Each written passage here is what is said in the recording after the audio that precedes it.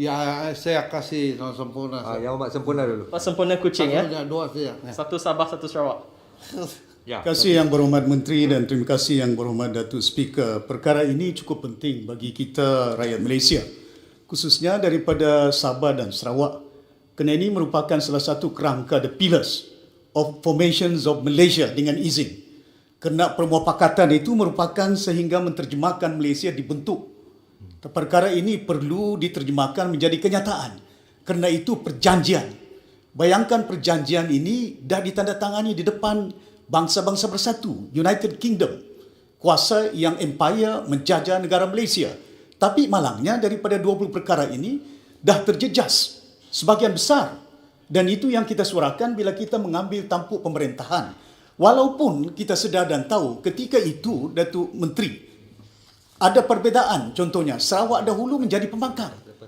Tapi kita di bawah pemerintahan PH dengan reda kena mengiktiraf bukan oleh kerana politik pahamannya, kerana dia merupakan sebahagian daripada kerangka Malaysia. Malangnya sekarang ini bila ada perbincangan di antara kerajaan pusat dan kerajaan negeri-negeri, masa Sabah saya waktu itu Ketua Menteri tak pun dibawa oleh kerana kita bukan sepakat dari segi politiknya. Bukan ini seharusnya menjadi pegangan kita. We must look at the nation, build the nation. We are part and parcel of Malaysia. Tapi malangnya oleh kerana kita merupakan identiti politik perbedaannya sehingga kita dipisahkan. Dah 17 perkara dimertai masa PH untuk menunggu pelaksanaan, termasuk yang berhormat katakan tentang gas, tentang wilayah. Tapi malangnya yang berhormat nyatakan tadi, saya nak tanya sedikit ya, kerana dahulu yang membantah ialah wakil-wakil rakyat daripada UMNO, daripada PAS, yang bukannya merupakan entiti yang telah menandatangani perjanjian ini. Seharusnya menjadi ikatan kita ialah wilayah-wilayah Sabah dan Sarawak perlu didengar, bukan hanya menerusi wakil rakyat dia.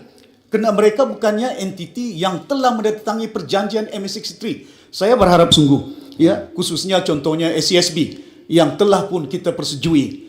Termasuklah contohnya tadi yang berhormat berjanji, iaitu wilayah kedudukan Sabah sebagai wilayah, Sarawak sebagai wilayah, bukannya negeri. Kerana itu terkandung dalam perjanjian 63. Bayangkan peruntukan sekarang. Baik, negeri Sabah yang begitu tinggi, yang begitu besar, tapi malangnya diseimbangkan dengan negeri-negeri yang tak memerlukan peruntukan yang besar. SCRL, kereta api, belanja 40 bilion.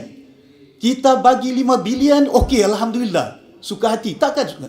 Terima kasih. Jadi ada beberapa soalan yang saya tanya tadi. Pertama, adakah dasar pemerintahan yang ada pada hari ini oleh kerana ada perbezaan politik yang dahulu? Ya, kita tak masuk dalam kerangka ini. Dan saya terima kasih yang berhormat telah nyatakan harus ada pembabitan ahli-ahli politik bukan hanya daripada pihak kerajaan, bahkan juga dari pembangkang dahulu.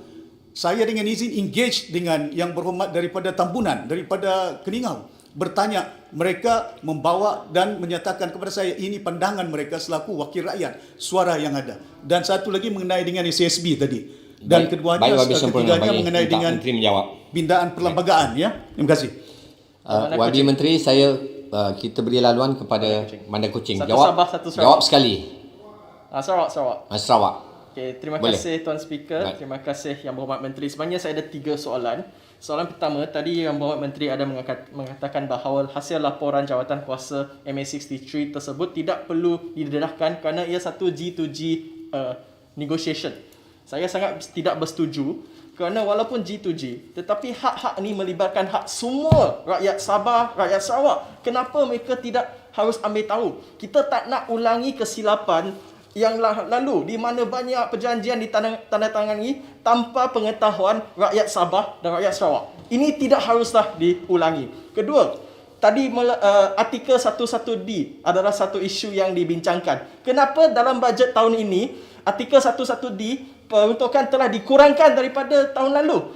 PH kita naikkan 2 kali ganda, tahun ini dikurangkan. Adakah ini pendirian kerajaan PN? Ketiga, tadi menyatakan tentang jawatan kuasa, bukan jawatan kuasa, special counsel. Cuma akan bersidang next week kan. Kenapa dalam masa 8 bulan ini tak ada apa-apa perjumpaan? Jangan gunakan COVID sebagai satu alasan. Ada kementerian lain yang menjaga isu-isu keselamatan, isu COVID. Kenapa kementerian tidak melaksanakan? Apabila ini hal yang sangat mustahak. Ini hak Sabah Sarawak. Dah lama kami tunggu. Kenapa kena pelengehkan lagi? Sekian, terima Terima kasih. kasih Bandar Kuching, sila. Okey, terima Menteri. kasih Pak Kuching. Saya faham apa yang ingin disentuh.